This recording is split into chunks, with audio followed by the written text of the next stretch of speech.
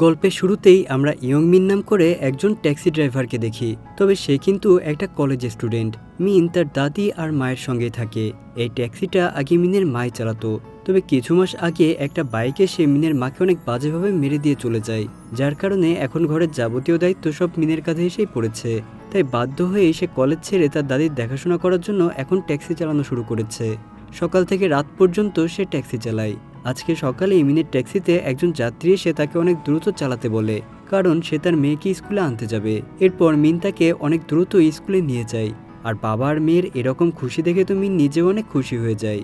তো এরপর দিন সকালবেলায় মিন যখন তার ট্যাক্সিটা নিয়ে কাজে বের হচ্ছিল, তখনই তাদের বাড়িতে একটা ব্যাংকের লোক আসে আর মিনকে বলে যে, তোমার মা আমাদের ব্যাংক থেকে 10 লাখ টাকা লোন নিয়েছিল, আর সেটার মেয়াদ কিন্তু অলরেডি পার হয়ে গিয়েছে। তাই তুমি যদি আমাদের এই টাকা 1 মাসের মধ্যে শোধ না করো, তাহলে কিন্তু আমরা তোমাকে ধরে নিয়ে যাব।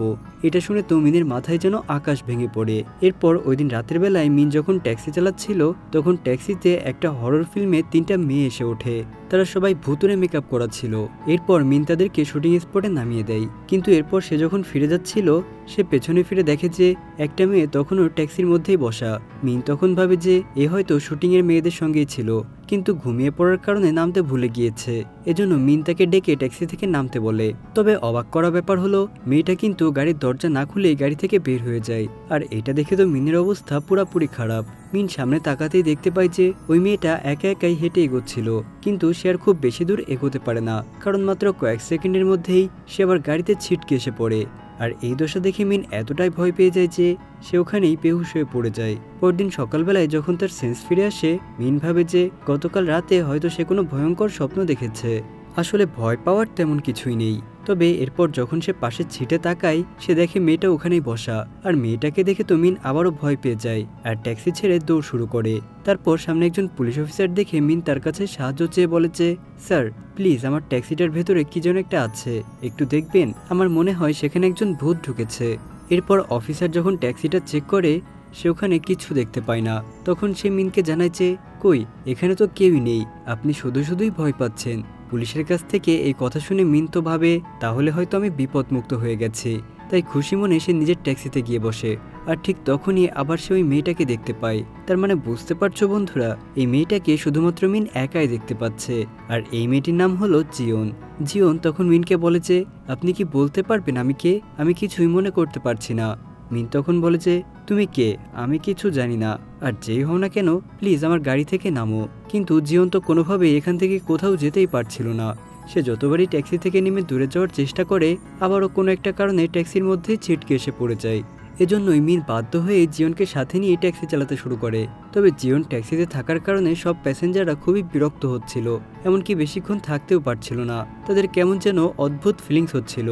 সবাই মাঝ রাস্তায় নেমে যাচ্ছিল, আর এই কারণে মিনের ইনকামও অনেকটা কমে গিয়েছিল। তো মিন তো অনেক চিন্তায় পড়ে যায়, কারণ এইভাবে চলতে থাকলে সে তো তার লোনগুলো শোধ করতে পারবে না। রাতের বেলায় মিন যখন বাড়িতে ফিরে আসে, তখন ঘরের বাইরে ট্যাক্সিটা পার্ক করে রাখে। আর জিওনকে এখানে গাড়ির সঙ্গেই থাকতে হয়, কারণ সে তো গাড়ি থেকে বেশি দূরে যেতেই পারে না। এরপর মিন যখন তার ঘরে এসে ঘুমিয়ে পড়ে, সে ঘুমের মধ্যে একটা ভূতের স্বপ্ন দেখে। পরদিন মিন যখন তার ট্যাক্সি নিয়ে বের হয়, তখন আজকেও তার খুব একটা বেশি ইনকাম হচ্ছিল না। এজন্যই তার মনটা খুব খারাপ ছিল। ওই দিন সন্ধ্যায় ডোজিন নামের একটা ডক্টর মিনের ট্যাক্সিতে ওঠে, কিন্তু ডোজিনের মিনের ট্যাক্সিতে উঠে কোনো কিছুই ফিল হচ্ছিল না। সে রিল্যাক্সে বসেছিল। এরপর মিন ডোজিনকে তার হসপিটালের সামনে নামিয়ে দেয়। তবে সে ডোজিনের কাছ থেকে কোনো ট্যাক্সি ভাড়া নেয় না, কারণ সে অনেক ভালো একজন ডক্টর। মিনের মা যখন বেঁচে ছিল, তখন ডোজিনই তার মায়ের চিকিৎসা করেছিল। তো এরপর রাতের বেলায় মিন আবারও ট্যাক্সি নিয়ে বাড়িতে ফিরে আসে। তখন জিওন তাকে বলে যে, প্লিজ তোমার ট্যাক্সিটা লাইটের পাশে পার্ক করো, আমার অন্ধকারে প্রচণ্ড ভয় লাগে। মিন এটা শুনে একটু হেসে বলে যে, ভূতের আবার অন্ধকারে ভয় লাগে নাকি? এটা বলে সে গাড়িটা লাইটের পাশেই পার্ক করে। এরপর দিন সকালবেলায় জিওন মিনকে বলে যে, আমি লক্ষ্য করেছি কয়েকদিন ধরে তোমার রোজগার অনেকটা কমে গেছে।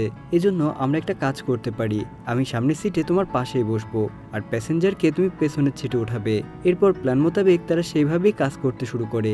তো এরপর রাস্তায় একটা লোকের হাতের ইশারা দেখে মিন তার ট্যাক্সিটা দাঁড় করায়। তাকে জিজ্ঞাসা করে যে, স্যার আপনি কোথায় যাবেন? লোকটি তখন বলে যে, ওয়াও, তুমি কি আমাকে দেখতে পাচ্ছ? তাহলে আমি কি ট্যাক্সিতে উঠবো? তখন মিন বলে যে, হ্যাঁ ওঠো। এটা শুনে ওই লোকটি তখন দরজা না খুলেই জিওনের মতো ট্যাক্সিতে উঠে পড়ে। আর এই ঘটনা দেখে তো মিন এবং জিওন দুজনেই বেশ টাস্কি খেয়ে যায়। তারপর তারা সবাই মিলে একটা খোলা জায়গায় যায়। ওখানে ওই লোকটা মিনকে তার একটা ইচ্ছা পূরণ করতে বলে। সে বলে যে, তুমি জানো আমার অনেক ভালো বন্ধু আছে, মিন চাইলে কিন্তু আমি তাদেরকে এখানে নিয়ে আসতে পারি। এই কথা শুনে তো মিন প্রচণ্ড রেগে যায় আর বলে যে, তোমাদের কি মনে হয় আমার ট্যাক্সিটা ভূতদের আড্ডা দেওয়ার জন্য? আমি আজকে এই ট্যাক্সিটা বিক্রি করে দেব। আর এটা বলেই সত্যি সত্যি সে ওই ট্যাক্সিটা বিক্রি করার জন্যই নিয়ে আসে। জিওনরা তাকে বারবার রিকোয়েস্ট করছিল যাতে গাড়িটা সে বিক্রি না করে, কিন্তু মিন কারো কোনো কথাই শুনছিল না। ঠিক তখনই আমরা এখানে আরও একটা ভূতকে দেখতে পাই। আর মিন যে ভূতের সঙ্গে কথা বলতে পারে এটা দেখতে পেয়ে সে অনেক অবাক হয়ে যায়। এরপর সে মিনের কাছে এসে রিকোয়েস্ট করে বলে যে, আমি মারা যাবার আগে আমার মেয়ের শারীরিক অবস্থা অনেক খারাপ ছিল, এই জন্য ওকে হসপিটালে ভর্তি করা হয়েছে। তবে চিকিৎসার জন্য এখন অনেক টাকা লাগবে, এজন্যই আমি আমার স্ত্রীর সমস্ত গহনা বিক্রি করার জন্যই যাচ্ছিলাম। কিন্তু পথিমধ্যেই আমার অ্যাক্সিডেন্টের কারণে আমি সেখানেই মারা যাই। তাই আমি এখন চাই তুমি এই গহনাগুলো বিক্রি করে আমার মেয়ের হসপিটালে টাকাটা একটু পৌঁছে দেবে, যাতে করে আমার ছোট্ট মেয়েটার চিকিৎসা শুরু হয়। তখন সবার রিকোয়েস্ট শুনে মিনু ওই লোকটার ইচ্ছা পূরণ করতে রাজি হয়। এরপর সে ওই গয়নাগুলোকে বিক্রি করে ওই ভূতের মেয়ের হসপিটালে গিয়ে টাকাটা জমা দিয়ে দেয়। এরপরে ওই মেয়েটির বাবা তো হসপিটালে তার স্ত্রী এবং মেয়ের কাছে আসে আর খুশিতে কান্না করে দেয়, কারণ আজ থেকে তার মেয়ের আবারও চিকিৎসা শুরু হবে। এজন্যই তিনি শেষবারের মতো তার স্ত্রী এবং মেয়েকে দেখতে এসেছে। সে তো এবার মুক্ত, কারণ সে মরে গিয়েও তার মেয়ের জন্য কিছু একটা করতে পেরেছে। আর দূর থেকে মিনরা যখন এই দৃশ্য দেখছিল তারাও তখন অনেকটাই ইমোশনাল হয়ে পড়ে। আর তখনই ওই লোকটা তাদের সবার সামনে থেকে গায়েব হয়ে যায়, কারণ তার শেষ ইচ্ছাটা এখন পূরণ হয়ে গিয়েছে, তাই তার আত্মাটাও এবার তৃপ্তি পাবে। এরপরেই মিনের হাতে আমরা একটা সোনার আংটি দেখতে পাই, যেটা ওই লোকটাই মিনকে দিয়ে গিয়েছিল, কারণ ওই সোনা বিক্রি করে তার মেয়ের চিকিৎসার টাকা হয়ে যাওয়ার পরও ওই একটা সোনার আংটি বেঁচে ছিল। তাই লোকটা খুশি হয়ে মিনকে ওটা দিয়ে যায়। মিনও ওই রিংটা পেয়ে অনেক খুশি হয়ে যায়, কারণ তার 10 লাখ টাকার ঋণ পরিশোধ করতে এখন একটু হলেও সাহায্য হবে। এরপরে জিওন তাকে একটা আইডিয়া দেয়, এমনিতেই তো তোমার ট্যাক্সিতে এখন আর কোনো মানুষ উঠছে না, তাই আমরা এবার এই ট্যাক্সিটাকে ভূতের ট্যাক্সি বানিয়ে ফেলি। এখানে সব ভূতেরা আসবে আর তুমি তাদের শেষ ইচ্ছে পূরণ করবে। এরপর দেখবে তারা তাদের জমানো টাকা তোমাকে উপহার হিসেবে দিয়ে যাবে। আর এই পদ্ধতিতে কিন্তু তোমার ওই সমস্ত ঋণ 1 সপ্তাহের মধ্যেই তুমি শোধ করে দিতে পারবে। মিনেরও আইডিয়াটা বেশ পছন্দ হয়। তো এরপরে সেখানে একটা সাদা শার্ট পরা লোক বলে যে, আমার কাছে 8টা সোনার বিস্কিট আছে, যেগুলোর দাম প্রায় 2 লাখ টাকা। সবগুলো যদি বিক্রি করতে পারো তাহলে তুমি 16 লক্ষ টাকা পাবে। তবে এর জন্য তোমাকে আমার কিছু কাজ করে দিতে হবে। মিন তো 16 লক্ষ টাকার কথা শুনে কাজটা করে দিতে রাজি হয়ে যায়। ওই লোকটার যত ধন সম্পত্তি ছিল সবই সে তার স্ত্রী এবং সন্তানদের নামেই দিয়ে গিয়েছিল। আর ওইসব কাগজপত্র একটা লকারে রাখা আছে, কিন্তু তার স্ত্রী বা সন্তান লকারের পিন নাম্বার জানে না। মানে তিনি যখন বেঁচে ছিলেন তাদের কাউকে তিনি এই কথা বলে যেতে পারেননি। তাই ওই লোকটা চাচ্ছে মিন ওই লকার খুলে সমস্ত ডকুমেন্ট কালেক্ট করে তার স্ত্রী এবং সন্তানদের কাছে পৌঁছে দিক। এটা না করতে পারলে তার স্ত্রী সন্তানদেরকে পথে বসতে হবে। আর এই কাজের বিনিময়ে তিনি মিনকে 8টা সোনার বিস্কিট দেবেন। মিন তখন এই প্রস্তাবে রাজি হয়ে যায় আর গাড়ি নিয়ে ওই লোকটার বাড়ির সামনে চলে আসে। কিন্তু এরপর ওই লোকটা জানায় যে, আমার কাছে আসলে 8টি সোনার বিস্কুট নেই, মাত্র একটা আছে, যেটার দাম মাত্র 2 লাখ টাকা। এই কথা শুনে তো মিন এবার প্রচন্ড রেগে যায়, কারণ সে তাকে এভাবে মিথ্যা কথা বলল, এমনকি সে ওই লোকটার কাজও করে দিতে চায় না। কিন্তু জিওন তাকে বোঝায় যে, তুমি তো বুঝতে পারছো ওই লোকটা বিপদে পড়ে তোমাকে এসব বলছে, কারণ ওই ডকুমেন্টগুলো না পেলে তার স্ত্রী এবং সন্তানরা বিপদে পড়ে যাবে। তাই প্লিজ তুমি তার কাজটা করে দাও। জিওনের রিকোয়েস্টে মিন এবার তার কাজটি করে দিতে রাজি হয়। এরপর সেই লকার থেকে সমস্ত কাগজপত্র কালেক্ট করে তার স্ত্রী আর সন্তানকে বুঝিয়ে দেয়। তারপর ওই লোকের কথা মতো সে সোনার বিস্কুটটা বাড়িতে খুঁজেও পেয়ে যায়, আর ওটা বিক্রি করলে সে প্রায় 2 লক্ষ টাকা পাবে। আর তারপর ওই লোকটি শেষবারের মতো তার স্ত্রীর কাছে গিয়ে বসে আর মিনের মাধ্যমে তার সঙ্গে কিছু কথা বলার চেষ্টা করে। এরপর ওই লোকটি তার স্ত্রীকে কতটা ভালোবাসে সেটা বোঝায় এবং তারপর সে ওখান থেকে বিলীন হয়ে যায়, কারণ ওই লোকটিরও শেষ ইচ্ছে পূরণ হয়ে গিয়েছে। এরপর কাজ শেষ করে মিন আর জিওন যখন ফিরে যাচ্ছিল তখন মিন জিওনকে বলছিল, মানুষের উপকার করলে যে এত শান্তি লাগে আমি আগে জানতাম না। তো এরপর আমরা জানতে পারি যে মিনের মায়ের অ্যাক্সিডেন্টের ব্যাপারে পুলিশ আবারও নতুন করে তদন্ত শুরু করেছে। মিনের দাদি তাকে জানায় যে আগামীকালকে তোমাকে পুলিশ দেখা করতে বলেছেন। আর আজকে রাতে সে জিওনের হাতে তার মায়ের একটা হেয়ার ব্যান্ড দেখতে পায়। এটা দেখে তো সে অনেক অবাক হয়ে যায়, কারণ তার মায়ের হেয়ার ব্যান্ড জিওনের হাতে কিভাবে আসলো। তখন মিন জিওনের ফোনে তার মায়ের সঙ্গে জিওনের একটা ছবিও দেখতে পায়। এইবার সে তো আরো বেশি কনফিউজড হয়ে যায়। তো পরদিন সকালবেলায় মিন সেই পুলিশ অফিসারের সঙ্গে দেখা করতে আসে, কিন্তু অবাক করা বিষয় হলো পুলিশ অফিসার তার মায়ের হত্যাকারী হিসেবে মিনকেই সন্দেহ করছিল। এটা শুনে তো মিন নিজেই অবাক হয়ে যায়। তো এরপর আমাদেরকে ফ্ল্যাশব্যাকে দেখানো হয় যে মিনের মায়ের অ্যাক্সিডেন্টের দিন সে তার মায়ের সঙ্গে ফোনে কথা বলছিল, আর তখন হঠাৎ করে তার অ্যাক্সিডেন্ট হয়ে যায়। এজন্যই মিন তৎক্ষণাৎ তার মায়ের কাছে ছুটে আসে। তো এরপরে আমরা ডক্টর ডোজিনকে দেখতে পাই। তাদের হসপিটালে জিয়াং নামে নতুন একজন ডক্টর এসেছেন, কিন্তু ডক্টর জিয়াংয়ের মতলব ডোজিনের কাছে খুব সুবিধার মনে হচ্ছিল না, কারণ সে রোগীদের ভুল চিকিৎসা করছিল। আর তাছাড়া সে হসপিটালে আসার পর থেকে রোগীদের মৃত্যুর হারও 4 গুণ বেড়ে গিয়েছে। এই জন্যই ডোজিন ভাবে যে যেভাবেই হোক না কেন জিয়ানকে এই হসপিটাল থেকে সরাতেই হবে। এদিকে আমরা মিনকে দেখতে পাই। আজকে তার ট্যাক্সিতে একজন অদ্ভুত প্যাসেঞ্জার উঠেছে। লোকটার কথাবার্তা শুনে আমরা বুঝতে পারি যে সে একজন তান্ত্রিক, মানে যারা ভূত ধরে আর কি। তাই তিনি জিয়নকে মিনের ট্যাক্সিতে দেখে ফেলে। এরপর তিনি মিনকে বলে যে তোমার ট্যাক্সিতে ওই মেয়েটি আটকে আছে, কেন জানো? কারণ তোমার ট্যাক্সির সঙ্গেই এই মেয়েটির অ্যাক্সিডেন্ট হয়েছিল, আর তারপরেই সে মারা গিয়েছে। তাই এইবার মিনের কাছেও ব্যাপারটা ক্লিয়ার হয়ে যায় যে কেন তার মায়ের হেয়ার ব্যান্ড জিওনের হাতে। হয়তো জিওন আর তার মা একসাথে এই ট্যাক্সিতে করেই যাচ্ছিল, আর পথের মাঝে অ্যাক্সিডেন্ট হওয়ার কারণে মিনের মা আর জিওন একসঙ্গে মারা গিয়েছে। আর ওই হেয়ার ব্যান্ডটাই পুলিশ পেয়েছিল, যার কারণেই পুলিশ মিনকে সন্দেহ করছিল। কিন্তু এখন প্রশ্ন হলো, যেহেতু জিওন এবং মিনের মা একই সাথে ট্যাক্সিতে মারা গিয়েছে, তাহলে তো তাদের দুজনের আত্মা এখানে বন্দি থাকার কথা, কিন্তু শুধুমাত্র জিওন কেন ট্যাক্সিতে বন্দি আছে? এর উত্তর হচ্ছে মিনের মায়ের কোনো অপূর্ণ ইচ্ছা ছিল না, যেটা তিনি পূর্ণ করতে চেয়েছিলেন। এজন্যই অ্যাক্সিডেন্টের পর মিনের মায়ের আত্মা মুক্তি পেয়ে গিয়েছে। কিন্তু জিওনের ছোটবেলা থেকেই অনেক বড় স্বপ্ন ছিল যে সে বড় হয়ে একজন পুলিশ অফিসার হবে, কারণ তার বাবা একজন পুলিশ অফিসার। এজন্যই তারও পুলিশ অফিসার হওয়ার স্বপ্ন ছিল, আর এই অপূর্ণ ইচ্ছাটার কারণেই সে এখনো এখানে আটকে রয়েছে। তো এভাবে জিওন মিনের ট্যাক্সিতে থাকতে থাকতে তাদের দুজনের মধ্যে বেশ ভালো একটা বন্ধুত্বপূর্ণ সম্পর্ক হয়ে যায়। এরপর থেকে মিন কোনো জীবিত মানুষকে আর ট্যাক্সিতে উঠায় না, বরং সে ওইসব মৃত আত্মাদেরকে তার ট্যাক্সিতে উঠায়, যারা তাদের অপূর্ণ ইচ্ছাগুলোকে নিয়েই এই শহরের মধ্যে ঘুরে বেড়াচ্ছে। এটা করার সময় তাদের নতুন একটা ছেলের সঙ্গে পরিচয় হয়, যার নাম জিংহো। এই ছেলেটা ছিল জিওনের স্কুল জীবনের ফ্রেন্ড, কিন্তু জিওন তো তাকে দেখে চিনতে পারে না, কারণ তার তো কোনো কিছুই মনে নেই। তো এরপর ওই ছেলেটি জিওনকে তাদের স্কুল লাইফে তোলা কিছু ছবি দেখায়, যা দেখে জিওন বুঝতে পারে যে এই ছেলেটা আসলেই তার পরিচিত। তো এরপর জিংহো মিনকে একটা জায়গায় ডেকে নিয়ে বলে যে তোমার টাকা লাগবে তাই না? আমি জানি, আমি তোমাকে অনেক টাকা দেব, কিন্তু তার বিনিময়ে তোমার আমার একটা কাজ করে দিতে হবে। তখন মিন তাকে জিজ্ঞাসা করে যে তোমার ইচ্ছাটা কি বলো তো? জিংহো বলে আমি স্কুল লাইফ থেকে জিওনকে অনেক পছন্দ করি, তুমি ওর সঙ্গে আমার রিলেশনটা সেট করে দিবে, বিনিময়ে আমি তোমাকে অনেক টাকা দিব। এরপর মিন জিওনকে জিংহোর কাছে নিয়ে যায়। জিংহো তাকে প্রপোজ করে, আর জিওনও তখন নাটক করে হ্যাঁ বলে দেয়। এর পরদিন দেখা যায় মিনকে। সে তার এক বন্ধুর সঙ্গে কথা বলার সময় বলছিল হয়তো সে একজনকে পছন্দ করে ফেলেছে, কিন্তু সে তাকে কোনোভাবেই ভালোবাসার কথা বলতে পারছিল না। এরপরে জিংহোকে দেখা যায়। সে জিওনকে বলছিল যে তুমি জানো এই পৃথিবী থেকে আত্মারা কিভাবে মুক্তি পায়? যদি কোনো আত্মার কোনো শেষ ইচ্ছে থাকে আর সেটা যদি পূর্ণ হয়ে যায় তাহলেই সে মুক্তি পায়।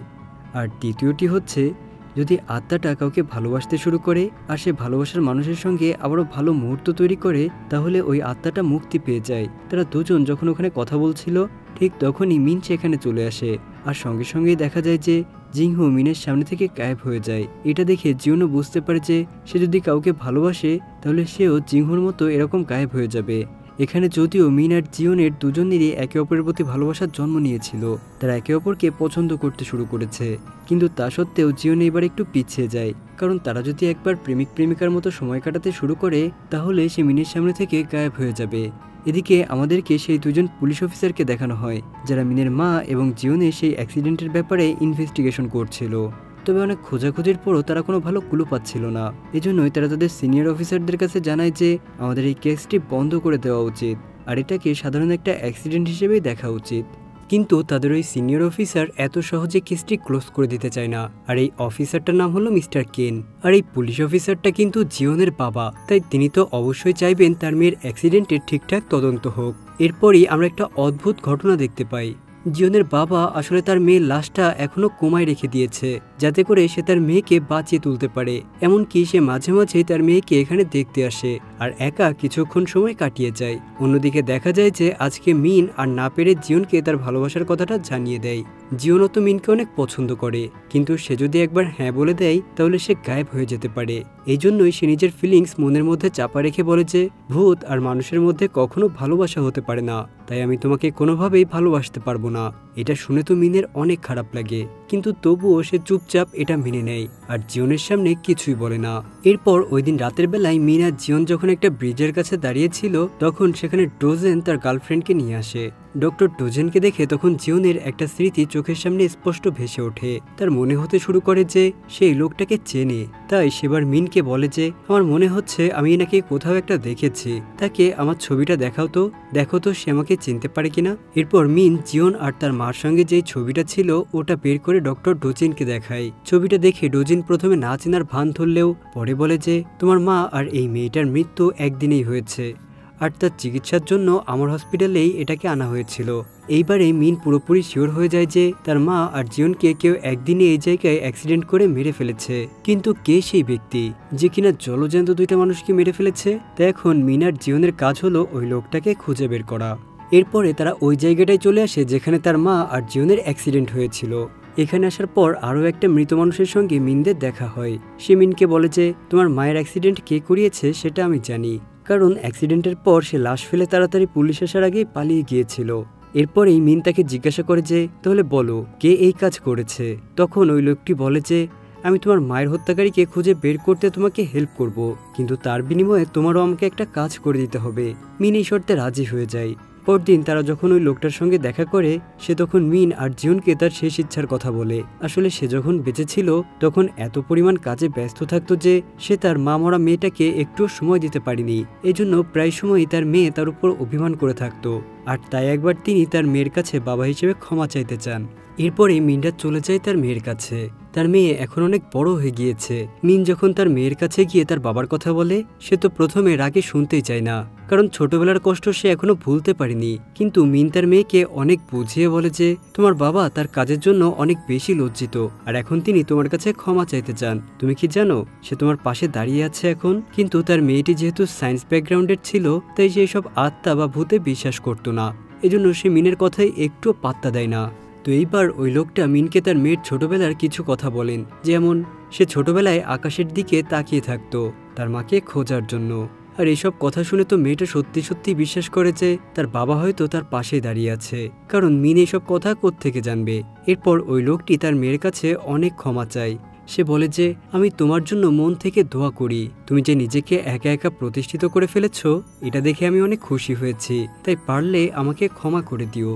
তো মেয়ের সঙ্গে কথা বলা শেষ করে এরপরই ওই লোকটা মিনকে জানায় যে তোমার মার যখন অ্যাক্সিডেন্ট হয়েছিল তখন ওই লোকটা ইচ্ছাকৃতভাবেই অ্যাক্সিডেন্ট করে সেখান থেকে পালিয়ে যায়। আমি যখন ওই লোকটার পিছু নিয়েছিলাম তখন তাকে এশিয়া হসপিটালের ভেতর ঢুকে যেতে দেখি আর পরে জানতে পারি যে ওই লোকটি এশিয়া হসপিটালের প্রধান ডক্টর। এটা বলেই সেই লোকটা সেখান থেকে গায়েব হয়ে যায়। এবার তো মিন পুরোপুরি কনফিউজড হয়ে যায়, কারণ এশিয়া হসপিটালের প্রধান ডক্টর হলো ডোজিন, কিন্তু ডোজিন তো অনেক ভালো মানুষ, সে কিভাবে তার মায়ের অ্যাক্সিডেন্ট করাতে পারে?